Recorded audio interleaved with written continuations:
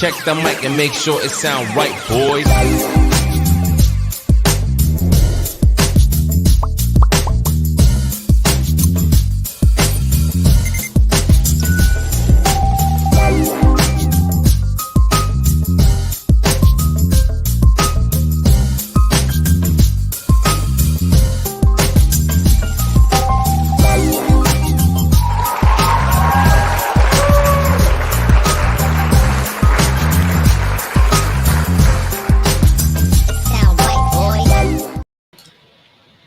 What's up, everybody? Welcome, bookworms and first-time viewers, to the new and improved Books by Adrian author platform and our flagship show, Livestream Sunday. I've missed you all so very much. If you are new, my name is Adrian Santiago. Hello. I will be your host for this and every Sunday for the next 16 weeks, 4 months for season 3. The entire lineup is official and posted up on a playlist on my YouTube channel. So go to youtube.com/books by Adrian, where you are right now watching, hopefully, and check out that playlist. You can set reminders for every show that you don't want to miss. And I'm really excited for you guys to check out this season. Forgive me, I'm a little bit under the weather. There was a cold that blew through my entire house, starting with my oldest son and then working through its way. And I'm the last one to start catching it. So forgive me if I'm a little nasally today. Thank you guys so very much for being here. Thank you very much for your time and your support. If you've been here before, you'll notice that, you know, a few things are different, the new look and everything. So shout out to Tiffany for the new logo, to Katie for the incredible branding design, and big ups to my brothers from another mother, Adrian Asaf Guadalupe and Adrian Joseph Guadalupe, for making it all possible. So this season is going to be a little extra special thanks to them. We're broadcasting not just on YouTube today, but also on Facebook. If you are watching on Facebook, say hello in the chat. I want to see you guys. You may also notice that the chat on YouTube is now subscribers only. Don't worry, if you like to participate in the chat, you know, simply smash that subscribe button and you'll be immediately able to chat to your heart's content. No wait time. While you're at it, like the stream. At some point, drop a comment down below and let us know what your favorite moment of the interview was. These actions all help the channel to grow and reach more people as per, you know, the baffling algorithm and whatnot. Lastly, I'll be taking my cues this season from the powerful and incredibly organized Barrett Laurie. So the show will be a bit more structured than it was in previous seasons. Today's episode will feature 3 short segments totaling out to a 1-hour runtime. First will be my interview with today's guest. Second will be a discussion on storytelling in comics and how they influence our novels. And lastly, we'll take some questions from the chat. So please start any questions in the chat with a big Q so I can find them easily. Bonus points for using an upside down question mark at the beginning of the question, in homage to all my Caribbean Islander peeps. So enough goofing around. Let's get to it. My guest today is the impressive Mark Piggott, the author behind the FOREVER AVALON series of novels, in which he plays with Arthurian legends, myths, magic on the island of Avalon. The Outlander War, which is book 3 of the FOREVER AVALON series, was released in 2020, so go pick that up. His other novel series bring out different sides of Mark as a writer. The Last Magus, A Clockwork Heart, dives deep into the magic and lore of an epic fantasy world, while Corsair and the Sky Pirates brings the steampunk flavor in a fresh way, and Mr. Piggott is showing no signs of stopping with the upcoming entry in his The Last Magus series, Dragonfire Steel, that's coming out soon. He has a storied past that I can't wait to talk to him about, and so let's not wait any longer. Let's get his big welcome going, shall we?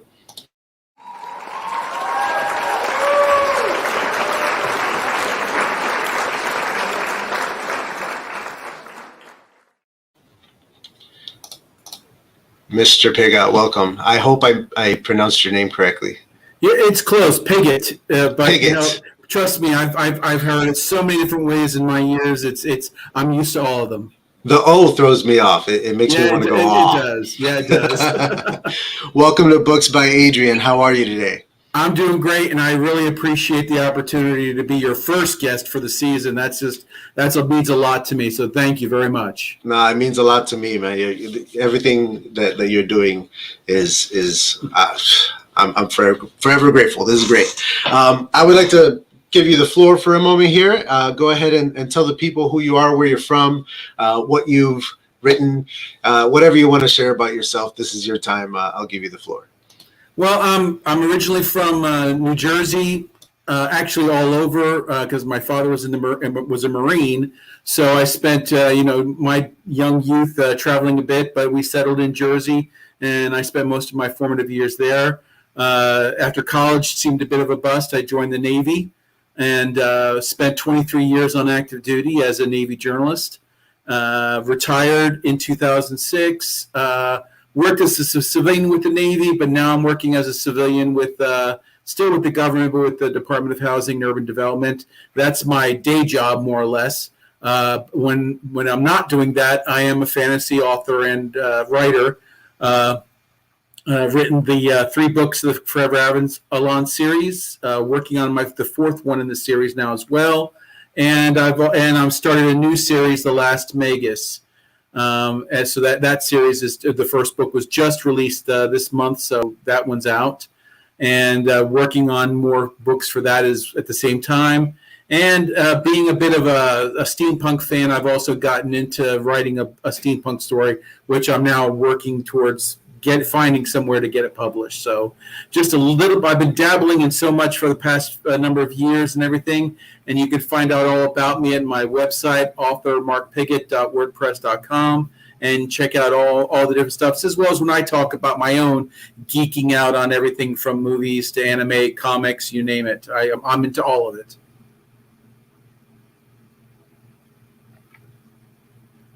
Sorry, Adrian, I can't hear you. Thanks.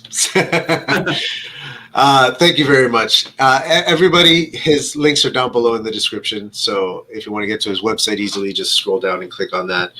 Head on over there, join up with his newsletters, Save Authors, and let's do this, man, because I want to talk to you about a lot of stuff. Especially the idea that you're writing 2 series at the same time, pretty much. But we'll get to that. that alone, I think, can fill the hour. But yeah, we'll get to that. On your website, you don't bury the lead about having a 23-year career with the U.S. Navy. I was surprised to see the title of Navy journalist, though. So forgive my ignorance, and could you paint us a picture of what it's like being a Navy journalist, what that entails? Well, a Navy journalist is basically the communicators for the United States Navy. Our job is whatever command we go to, we inform the families and the people back at home of what's going on in the command. And at the same time, we also inform our sailors about what's going on back there. So we're trained as communicators in print and broadcasting. I've done work with the Armed Forces Radio and Television Network on board ships, broadcasting during when we've been deployed, putting movies, a news program out, and also our own radio stations on board ships. On the larger ships have those, so did that as well, and just basically again getting the message of what the great work that our sailors do and everything back to their families and friends, and let them know what's going on in those various commands. And here I'll share something with you just to kind of show you. Right off the bat, I have to say I'm surprised by your answer because, when I think of our military branches and the fact that they have, for example, the military police, when I heard Navy journalists, I assumed that, you were reporting on crimes and things like that within the organization. And to hear that it's about getting news back to the families, that's just, that's beautiful. Let me go ahead and add this to the stream that you added here. Yeah, that's me on board, and believe it or not, I was lucky enough to that's the USS Enterprise, the aircraft carrier. That was my last at-sea tour of duty, so that's me on the flight deck. The USS Enterprise. Yep.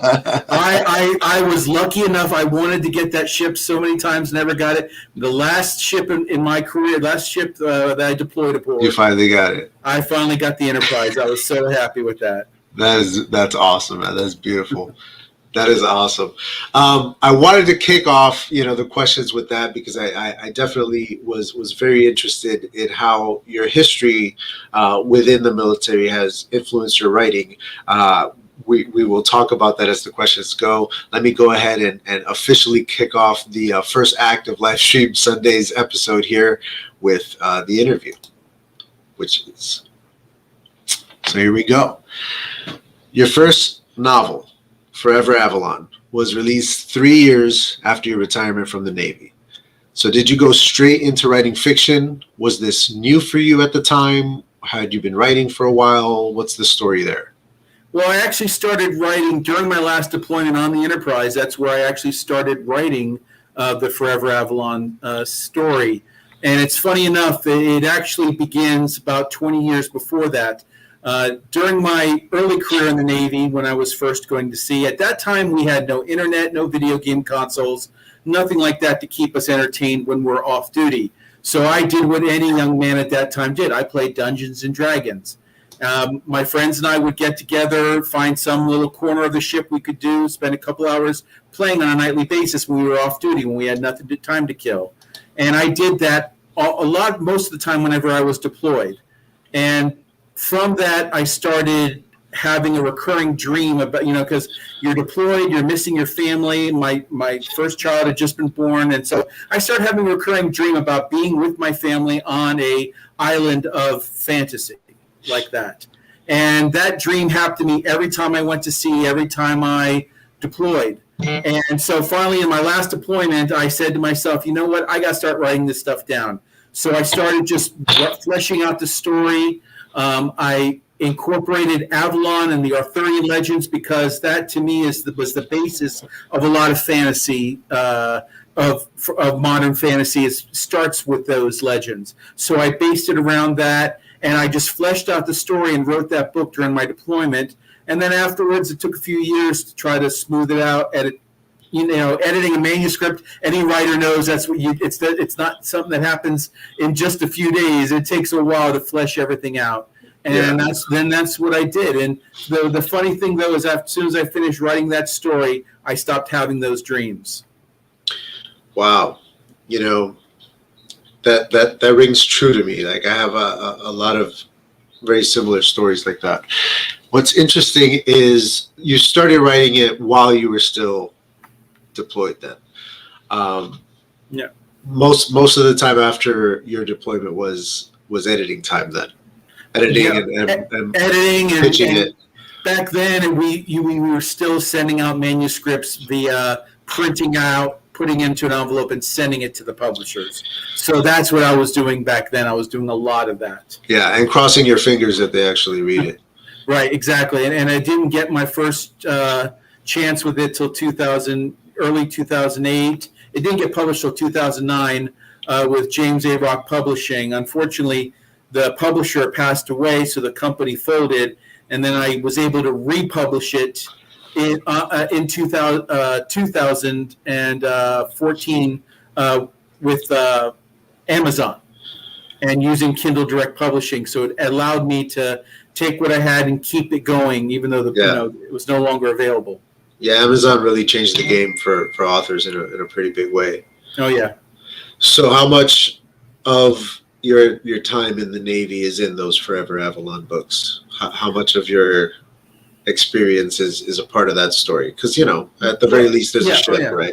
well, no, because the one thing is the main character is a sailor who fell overboard during a storm and gets washed ashore on Avalon.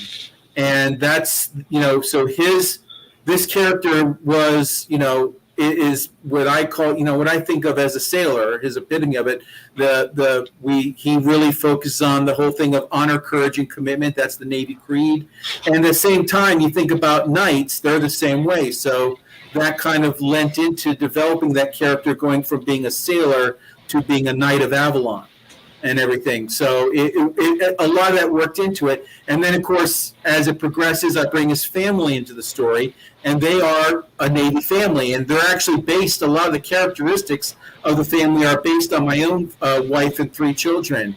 I took their characteristics and everything and used that in building my story around this family. I did the same thing. I base a lot of my characters on aspects of my wife or personalities of my wife. I think for first-time writers, that's a lot of you use a lot of what's around you in that sense. Yeah, and we definitely do that. Draw from what you know. Yep, for sure. So you already kind of answered this next question earlier when you were giving us a rundown. You're not just a full-time author; you still do have a day job at this point. Can you talk a little bit about,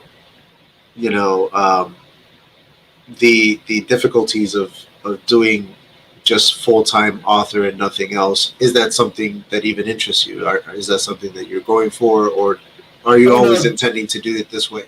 Oh no! My aspiration is to be a full-time author. I would love to be able to just sit and write. I mean, I've got 3 or 4 projects that I'm currently working on that are in progress stage that I can't even.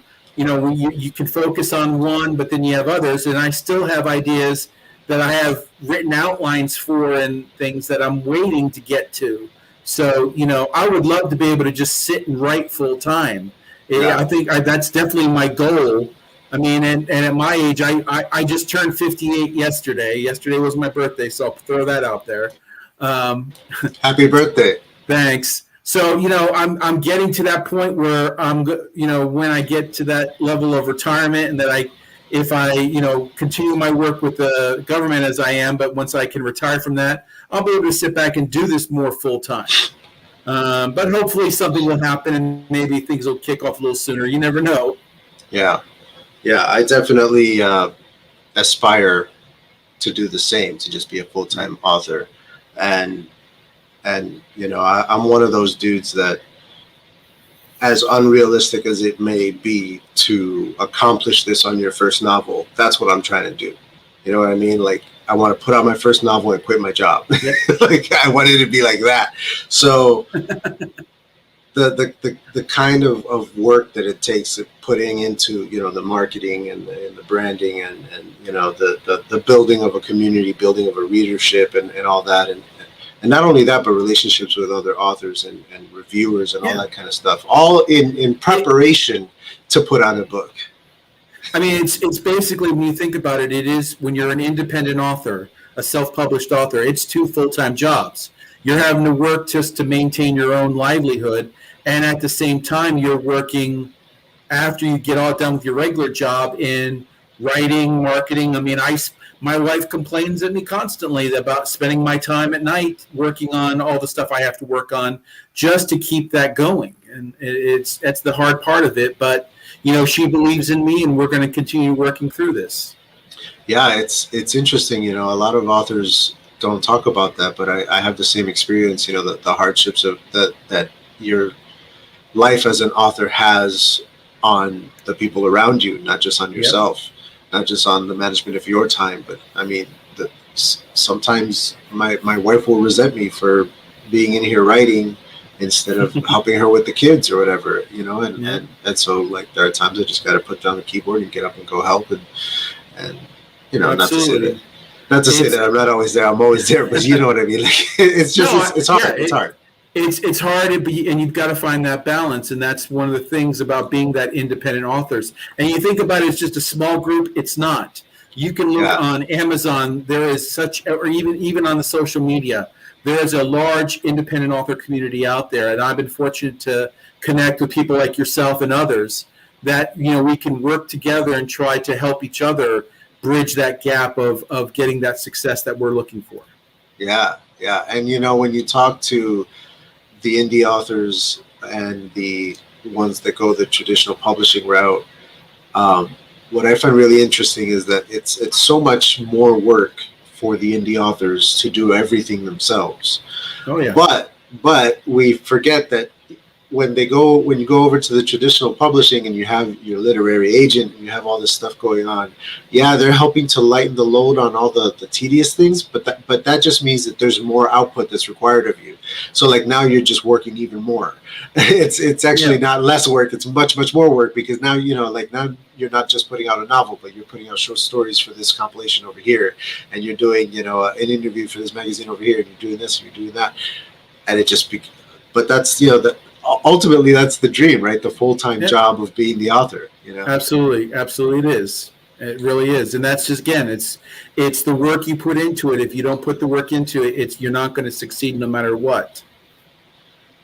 So Forever Avalon is sold on your site as an adventure through time.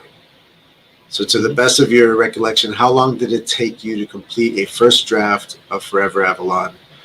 Stories that play with time, they can be a little tricky. Well, I call it the adventure through time because basically I've kind of, when in writing this story, I needed a way of getting people to Avalon. How would I do that? And to me, the easiest thing was something that's already been out there, the Bermuda Triangle. So it actually combines a little bit of science fiction with fantasy, in that if you think about all those ships and airplanes that disappeared through the years, where did they go? Well, they ended up on Avalon. And that's how I bridge my story, because there are the people on Avalon known as Outlanders, which leads to that third title, but we can get to that later. Right. But they're the ones that have crossed over through the outside world to Avalon. And so that's where and Avalon is a world that is out of time, because it's still a medieval world. There's no modern mechanics. The laws of science don't apply on Avalon, only the laws of magic. So it's a lot different, and it has stayed that pristine world that it is. Interesting. It sounds almost like Peter Pan and the Lost Boys, Neverland. Absolutely. Yep, absolutely. Just this place, like just off reality, but still familiar, and I like it. I like it. The idea is why is there no magic in our world? What happened to the magic? And the idea I came up with is that Merlin saw that the death of King Arthur would be the end of the age of magic, and he wanted to preserve magic. So he took all the magic of the world, all the magical creatures that we thought of, elves, dwarves, dragons, goblins, ogres, all of them, and he brought them all to Avalon so they exist outside of the real world and would continue to exist and thrive. It's beautiful, man. That's a really great idea. How did you go about creating the map for Avalon? Well, once you start writing, to me, I just had to think about, I started thinking about the different places I wanted to create. And then that's the hard part with being an author, is that if you say, well, I'm going to head north, you better know what's up north, or you better know what's west. So you have to kind of draw things out. And actually, I relied on my old D&D Dungeon Master skills for creating maps and things, to be able to just do a rough hue of the way I wanted Avalon to look and everything, and then turn that into the world that I have of Forever Avalon, of Avalon itself. I'm becoming very jealous of writers who played Dungeons and Dragons growing up. I never played it growing up. I still haven't played it, but I look at it as such a beautiful challenge to someday tackle, because it's like you just hear every storyteller talk about RPGs in general, but Dungeons and Dragons especially. Well, for a fantasy writer, to me, everything I did in Dungeons and Dragons, I'm doing as a writer, because you have to create characters, you have to create situations and dungeons and worlds and things like that. You have to be able to do all that as a writer. And I did all that 40 years ago, playing D&D in my parents' basement with my high school friends. So just take that and bridged it into being a fantasy writer. It's helped tremendously. So whether you believe in writer's block or not, every writer knows that what we're referring to by that term. Yep. How do you deal with it? What methods or techniques work for you in combating writer's block and getting the first draft done? even going back to Forever Avalon in that whole process? Now, I'm a firm believer in writer's block because it's happened to me so many times. I can attest to it with my second novel, The Dark Tides. I originally intended for The Dark Tides to be a prequel because the main character, when he arrives at time, let me back up and explain just a little bit. Time passes differently in Avalon. So when somebody arrives on Avalon, 10 years could have passed on Avalon, but only 1 year in the real world. And that's what happens to the main character, is that he's on Avalon for 10 years, but his family, he thinks he's been gone for a year. When they arrive in Avalon, he's been there 10. So the time difference really captivates things. It changes the dynamic. And so what I did was I started writing Dark Tides as a prequel. I was going to talk about those 10 years of his life on board on Avalon before his family showed up. But as I was writing it, it just kept blocking me, and I kept thinking, and I kept having problems, and it took me longer and longer to get back to the story. And I was like, something's wrong here. It's not working right. And then I started thinking about how I wanted to continue the story as a sequel instead of a prequel. So what I did was I wrote it as a sequel, but then I incorporated all that stuff I did as a prequel as flashbacks to help explain the story and move it along.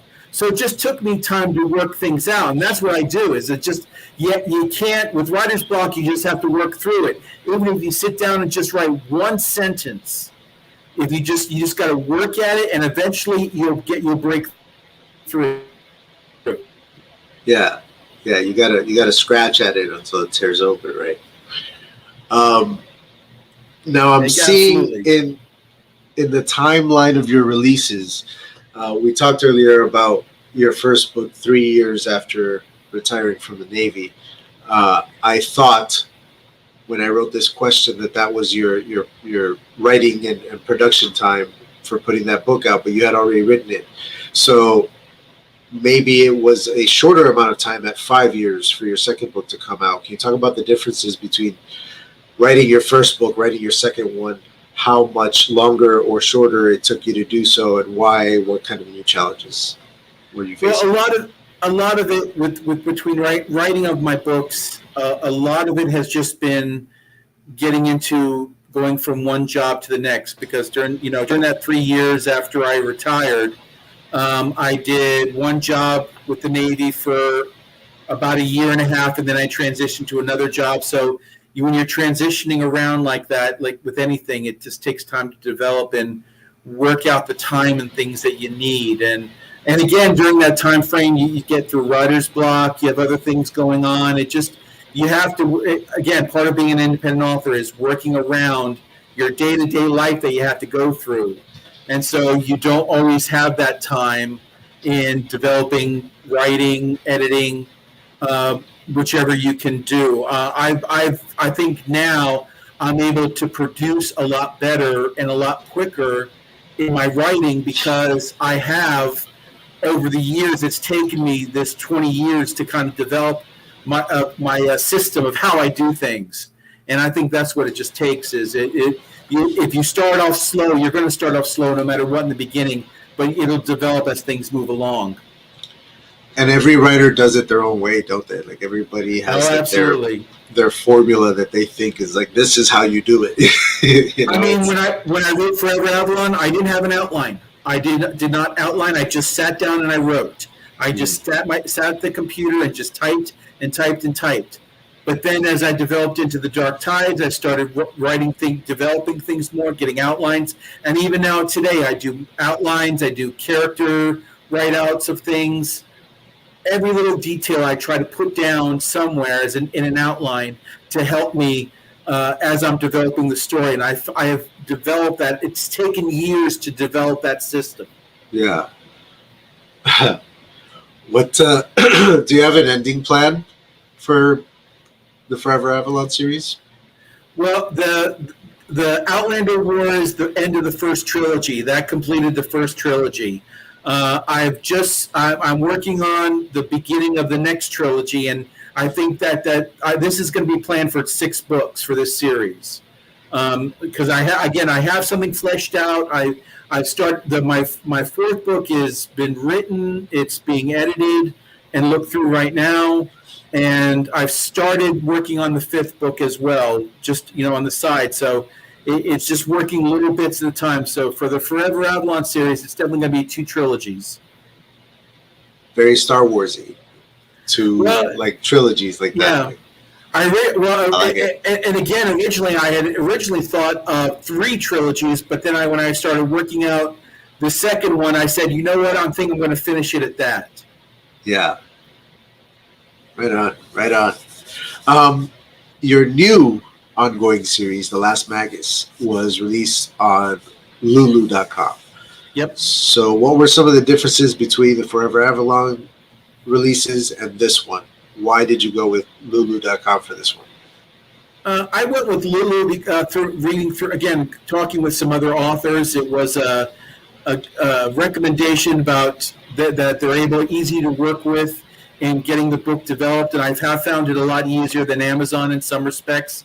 And plus the broader scope for ebooks with Lulu. With Lulu, it's not just Amazon where you go Critical Correct Publishing. It's just Amazon. That's it. With Lulu, you're able to go to Amazon and Apple iTunes, Kobo, others, so many others, independent ebooks. Yeah. And to me, that's what kind of sold it for me, to make it to try it and see how it is. And again, with all my books, I've always tried, going the traditional route at first, and if the traditional route has failed, then I turn to self-publishing. But I always try, at least a few times, trying to get it out there the traditional route if I can. So Lulu.com does this sort of like one-stop shop kind of thing where it like trickles out to everybody else. Yeah, pretty much. I like it. Yeah, the Anchor, which is what I use to release the podcast that we're recording after this live stream, does the same thing. Like you release it on Anchor, and they send it to iTunes, and they send it to Spotify, and everybody gets it from one source. Yeah, I like it. Yeah, I mean, like I said, nothing against Amazon and Kindle Direct Publishing. They're great to use, and they're included in this release with Lulu.com as well. Yeah. As with anything, you just have to do your research and find out which is best for you. Right on, and for your project, your book. Absolutely. Yep. How did it go with The Last Magus? Are you happy with the result going through Lulu.com? Yeah, I'm very happy. I mean, they're very. Again, it's the hardest part is just for me. It's different. When you're trying to upload a file, your manuscript, and there's an error, and it's like, okay, where I got you gotta. It's such delicate work sometimes to find that error to fix within your file to make it upload properly. Sometimes it can be something small, sometimes it's something big. That's just the hard part. And it's the same with Amazon. It's with anything. You've just got to make sure that you've got everything in the right format, in the right, when it comes to like images on the inside or your cover image, making sure everything looks great and is the highest quality. You just got to work through all those little issues. And again, it's one of the things of being an independent author. And if you're traditional publishing, somebody else will be worrying about that, not you. But in this case, you have to do it. Yeah, there's a lot of independent authors online that post their unboxing video where they get their first copies of their book, and they're crying. It's such an emotional moment. You receive a book, and the whole time I'm going, when mine comes, I am not going to be crying. I'm going to be looking at every inch of this thing. I'm going to be opening every page. I'm going to go line by line. Like, I'm going to be stressed about the entire thing until I know, okay, it's pretty good. Like I might change it, but it's pretty good. I kind of felt that way with my first book, with Forever Avalon, when I got my first copies in the mail in that box and opened it, and it was kind of overwhelming seeing that and things, and that that's that first time it really does hit you a lot harder than when your second, third, fourth time. I've been through it. I just want to get a good product out there. That's my goal. My buddy Colin Clark is singing your praises in the chat right now. A must read for me, he says. That one's hopefully I'm working on getting that one through. I've just got through editing and I'm sending it out to a few now with Corsair and the Sky Pirates. That's been a special thing to me, and I appreciate the praise. Thanks. Colin is a really big fan of the steampunk stuff, so he's right up your alley. Yeah. It's such an unusual genre that you can't help but embrace it if you're a fan of science fiction and everything, because it's just so unique and mesmerizing when you see some of between the artwork and the costumes that people dress up in for steampunk. They're just amazing. Yeah. The sense of like old timey sci-fi you get from it. It's a historical piece at the same time as being it's a very interesting flavor of sci-fi. That's where I came up with the idea. Was I took one idea of what would happen if Nikola Tesla and Jules Verne met. Yeah. And, what kind of world would that have created? And the funny thing is during my research, when I was researching this, I found out that the both of them were actually in France at the same time. So that was possible. It could have happened. Yeah. That close. Yeah, exactly.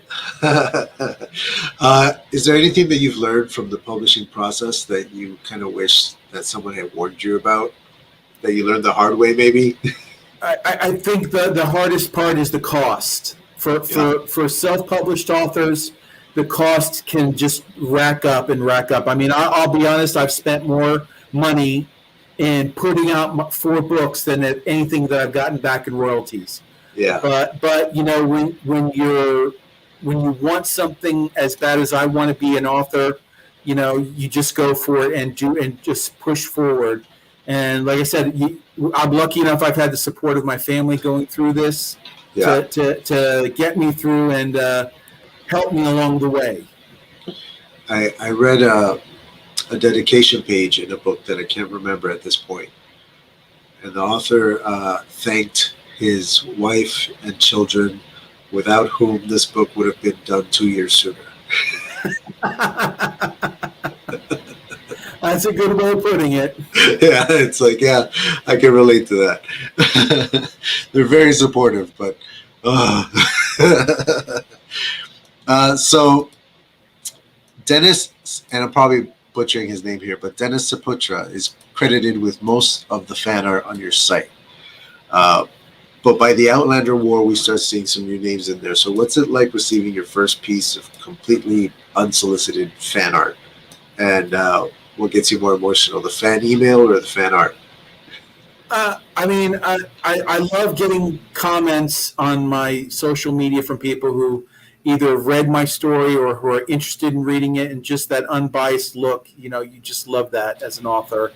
It really helps. It makes me feel like what I'm doing is right, and that's the biggest thing. Dennis was great. He did the cover for Forever Avalon.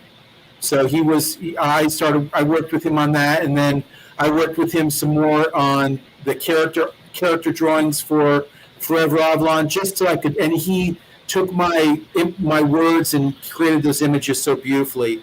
And then so have some other artists that you see posted there. They've just taken my words and done that, and it just makes me feel good with everything that you're being appreciated in a different way from just somebody reading your book and getting a good review on Amazon or Goodreads. Yeah. What's it like working with an artist in creating your book covers and things like that? How much of a involvement do you have in the process? How much back and forth is there? Well, what I can really speak to is with the Last Magus. That was done by a great lady, Annalena Spies, Eerily Fair Designs on Instagram. She did my cover art for Forever for the for the Last Magus, and she's in the Netherlands. Okay, so that tells you one thing. And so we were just communicating via email, and it worked out perfectly. She got my ideas, and she just was able to take, again, just from my suggestions and saying, can you change this? Can you do that? And created one of my best covers. I think the cover for The Last Magus is my favorite cover. I like that one a lot too. It just, I don't know, there's something really polished about it. Yeah. It's really, really good.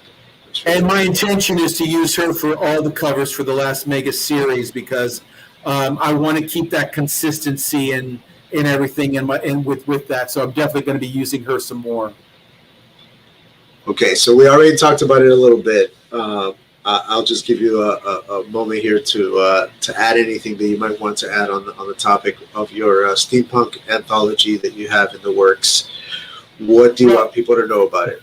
Well, it's not my anthology. What it is I, with Crystal Peak Publishers, they had a steampunk writing contest. So I wrote down just an initial thing on Corsair, the Sky Pirates, and I entered that into the contest. And it was selected as one of the winners, and it's going to be published in the anthology from Crystal Peak. So what I did was I just took that initial story and said, okay, I think I can do more with this. And I broadened it out and took a short story, which was only about 10,000 words, and I broadened it out to almost 80,000 words into a full novel.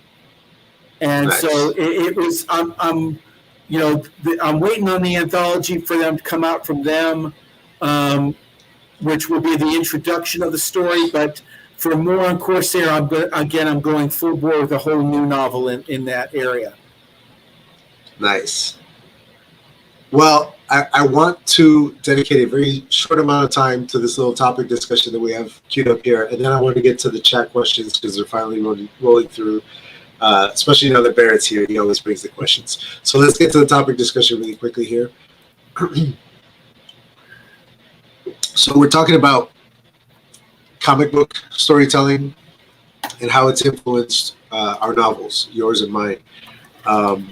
You expressed a history with reading comics. I, as well, have such a history, and so I don't know. What do you think is the thing that comics has taught you about storytelling? What is it that you bring to your novels that comes from comic books, do you think?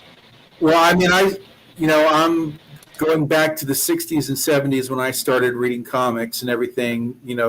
Start off with the old classic Justice League and Justice Society comics, and going into the Legion of Superheroes, which was one of my favorites in the 70s as a kid.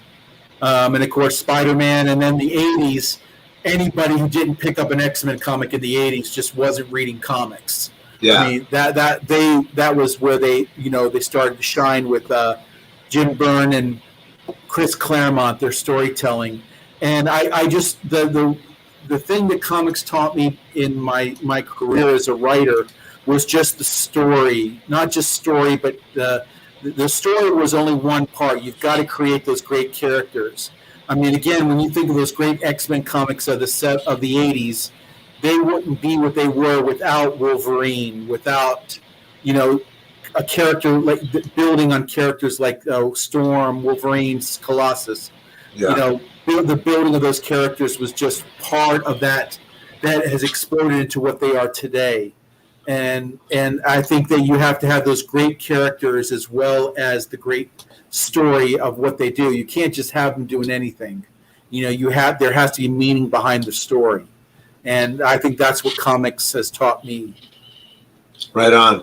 With me, one of the things that stood out to me when I started learning about how comics are designed, like on the page itself, how it leads your eye, guides your eye all the way down to that last panel, and how the last panel almost needs to be a cliffhanger, even a minor one that's just going to get you to the next page. Yep. Or a major one that's going to make you turn the page. But the idea of these tentpole moments at the end of every page that make you turn that page, I've brought that concept sort of to like chapters in my my novel as well. Yeah. The idea of like wrapping up every chapter in a way that makes you go, I got to know what happens next. I have to start the next chapter right now, you know? Yeah. So not just the inspirational side of the beauty of storytelling that you're talking about, but also from a technical standpoint like that, there's so much that we can learn from comic books and the way that they're written and the way that they tell a story. Again, the guiding of the eye is another one that stands out to me. You know, the ability to lead your viewer, your reader. I think the way to gauge that for an author there's a big argument I've seen lately on across a lot of the social media for authors on chapter titles. You know, I never used them before, and then I started using them when I republished Forever Avalon with Amazon, and then also with my third book with the Outlander War, I used chapter titles with that, because to me that's what leads you into what to expect in that upcoming chapter. So I think that's kind of similar in respect to what you were saying about the leading eye. Those chapter titles does help lead the author into to bring that reader into that chapter, because that's going to make them curious. Yeah, infamously in his A Song of Ice and Fire books, George Martin, at the top of every chapter, puts the name of the character that you'll be following in that chapter. But there are some occasions where the character that you are following is in disguise, and from the people around him in the story, as well as from the reader. You know, George Martin wants you to unravel who this person is on your own. And so a lot of times those chapters will have a title or a nickname or some other, and it just creates this instant mystery. As soon as you see it, you're like, wait a minute, what is this? Yep. Who is this? Where are we? And you just read everything a little bit more carefully. You're diving a little bit deeper because the chapter like demanded that you read it that way. You know what I mean? So the title. Beautiful. Yep. I wanted to dedicate a lot of time to this topic, and it's something that we're going to carry over into the podcast that we're going to record after this live stream. So, you know, everybody, if you're at all interested in this topic, you can look forward to more from that on Thursday when that episode releases. Let's go ahead and get into some questions from the chat. This is what everybody's really here for, right? So let's do this. Right off the bat, we have Barrett Laurie, the Great and Powerful. What's the best way to encourage reviews? Well, the way I do a lot, at least once a week on my social media, I put up, a thing of help an author leave a review and talk about it. And, I kind of push that for my own social media a lot. And anytime somebody picks up on my book, when they say, hey, this looks great, I'm definitely going to be reading it, I always, send a little note saying, hey, remember, help an author and leave a review. That helps us along the way.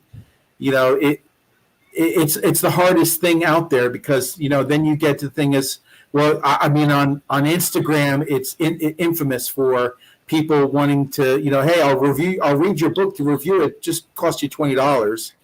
It's like, do you go that route or not? It's one of those things of, you want reviews because that's what's going to help you. Yeah. But at the same time is I don't have that kind of money to spend for reviews. Not only that, but it'll get you banned from certain publishers and from certain sellers as well to pay for reviews. That's you don't want to go down that rabbit hole. And at the end of the day, yes, you'll have your number of reviews going up, but is it going to lead to more sales? Like a genuine review from a genuine reader who genuinely loves your book is going to sell you more books. I mean, it's something I am doing is what I've kind of learning about is book tours. Yeah.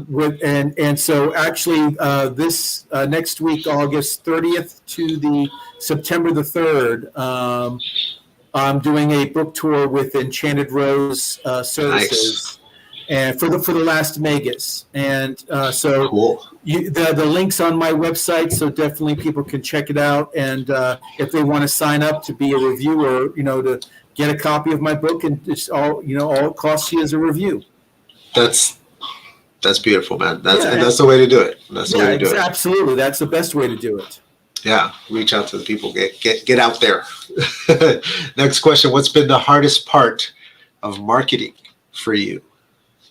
Oh boy, the hardest part of marketing is just the time concept. I mean, I'm trying to find time to write and to edit, and at the same time, I'm trying to, do my own social media. To put out everything from at least get a couple of posts out, something influential, respond to people. That's the hardest part, or even just again. A big hard part of marketing is cost, because you can do ads on Facebook and other things. You can run some ads and try to get some clicks and get some buys for your books.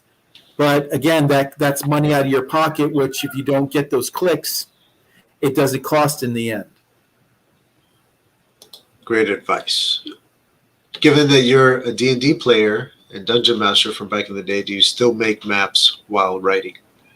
I kind of I do a little bit, fleshing them out, trying to figure out things. Because again, when you're writing, you have to be able to know where, if you're saying, okay, well, he starts walking south. Okay, well, what's south of you? And you have to figure those things out. So even if it's just drawn on a simple piece of paper or something, just to help you understand where things are, so you know when you're talking about them, you're keeping your character in the right direction.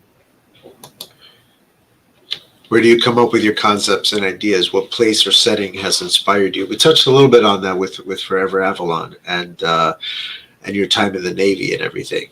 That was the Arthurian legends, and my own D&D playing is a lot behind the Forever Avalon series. To the extent of even that a few of the characters that I played in D&D, I actually incorporated them as characters in the books.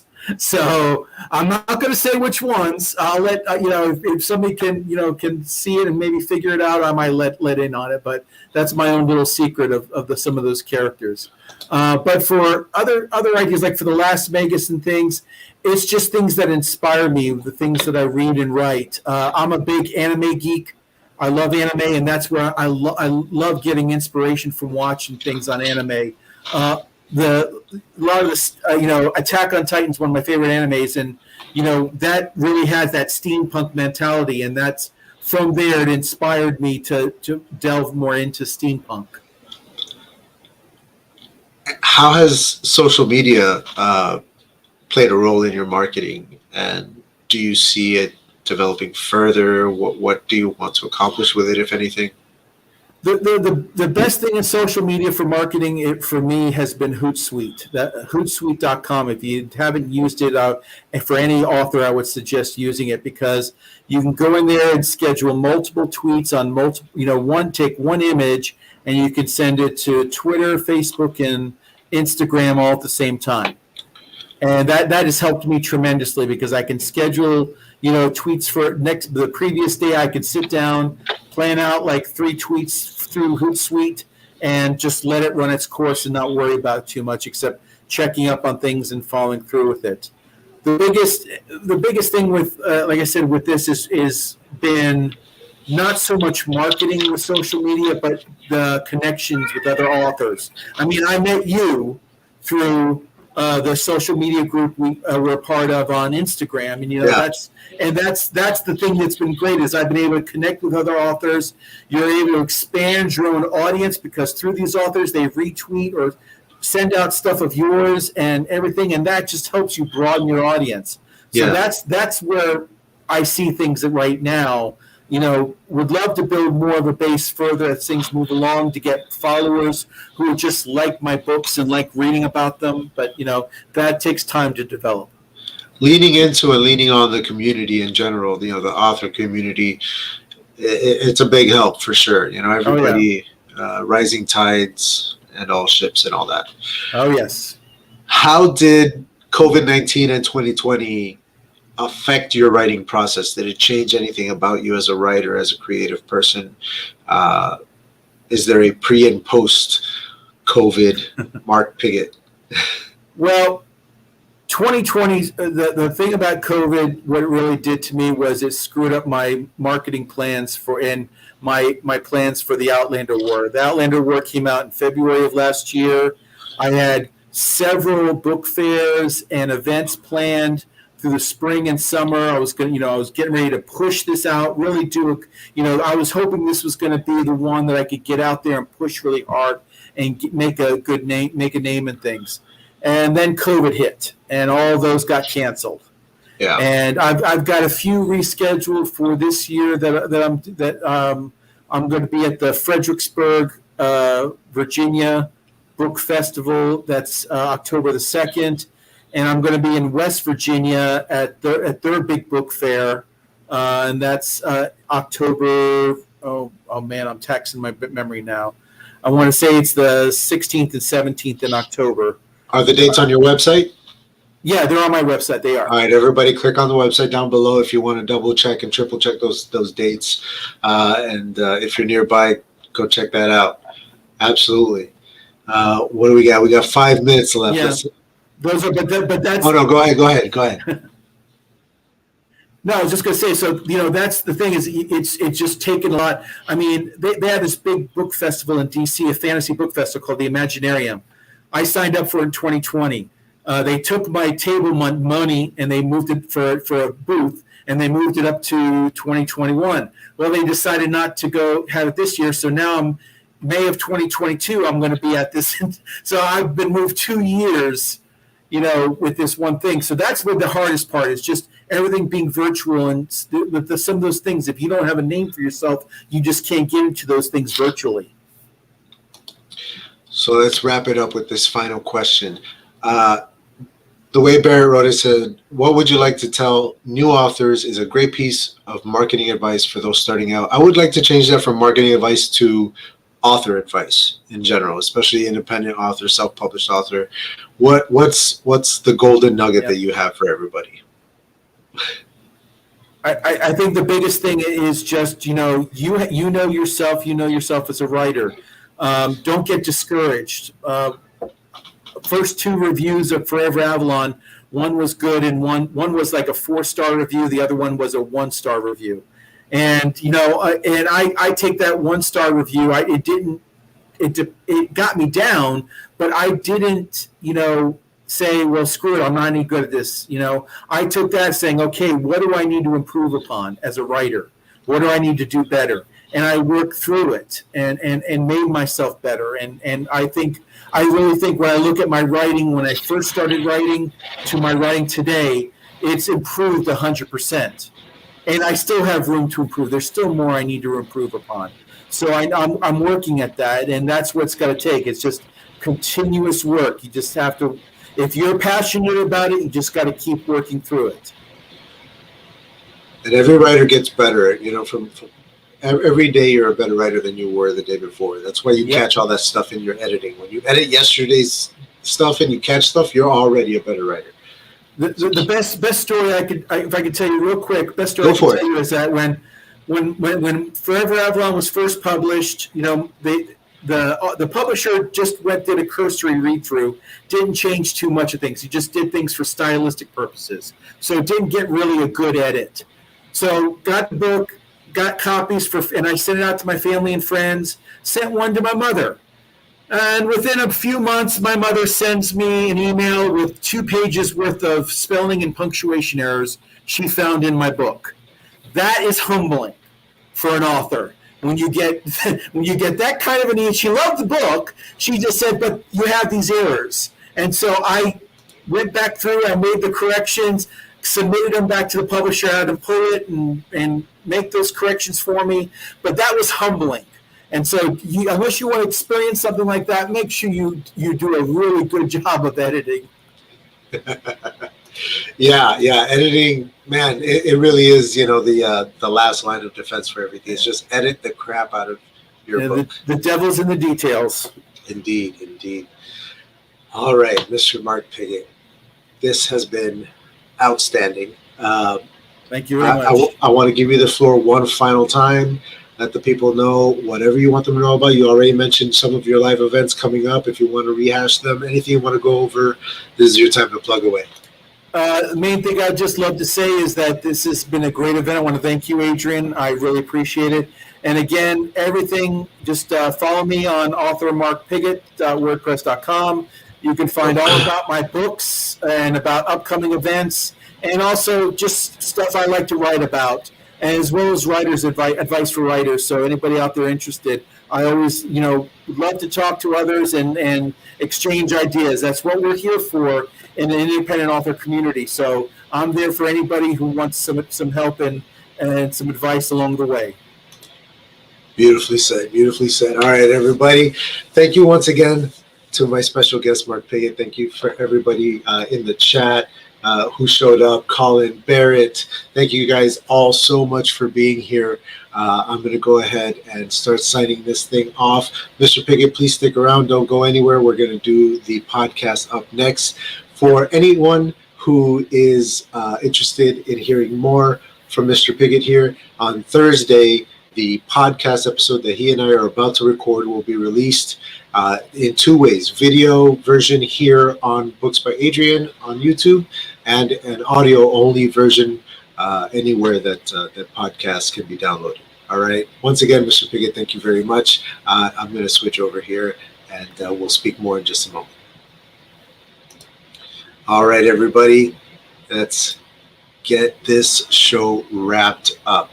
Bear with me while I do the clickies and all that kind of stuff. Thank you all so much for joining us today for Livestream Sunday. This season's episodes are short and sweet at just 60 minutes, but worry not. If you'd like to hear more from Mark, his episode of the Books by Adrian podcast will be available later this week on Thursday. Mr. Piggott, thank you once again very much. As for me, folks, all of my links are found in the description below. They're also, let's see here, clickable across the top of my channel. However you want to find me, I've made it incredibly simple to do so. Thank you all endlessly so much for all of your support and for being here. Come back next week when we speak with author, screenwriter, and director Gary Thomas. Books by Adrian out.